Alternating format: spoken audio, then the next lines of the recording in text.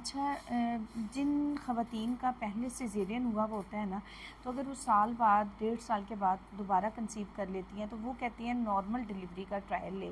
तो उनका हम नॉर्मल डिलीवरी का रिस्क क्यों नहीं लेते, उन्हें हम रेफ़र कर देते हैं किसी बड़े हॉस्पिटल में, टर्शियरी केयर में, जहाँ पे उन्हें सी सेक्शन की सहूलत मिल सके। देखें, आपकी बच्चेदानी को एक मरतबा कट लग चुका है, उस जगह से आपकी बच्चेदानी वीक हो चुकी है, ठीक है। और हम लोग जो है ना ये रिस्क बिल्कुल नहीं ले सकते।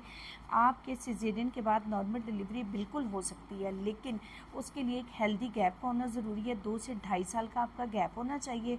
और आपने प्रेगनेंसी के स्टार्ट में अपनी डॉक्टर को, अपनी गायनोकोलॉजिस्ट को बताना होता है कि मैं इस दफ़ा जो है नॉर्मल डिलीवरी करना चाहती हूँ। तो उसको हम मोबिलाइज़ रखते हैं, उसको एक्सरसाइज बताते हैं, उसको चलना फिरना रखते हैं, ताकि उसको जो एट द मोमेंट कॉम्प्लिकेशन का सामना ना करना पड़े। क्योंकि लेबर पेन जो होती है ना, वो बहुत सख्त मरहला होता है। उसने फ़र्स्ट टाइम में लेबर पेन नहीं ली हुई होती, ठीक है। जब बच्चा तो उसका दूसरा है, लेकिन लेबर पेन उसका फ़र्स्ट एक्सपीरियंस होगा।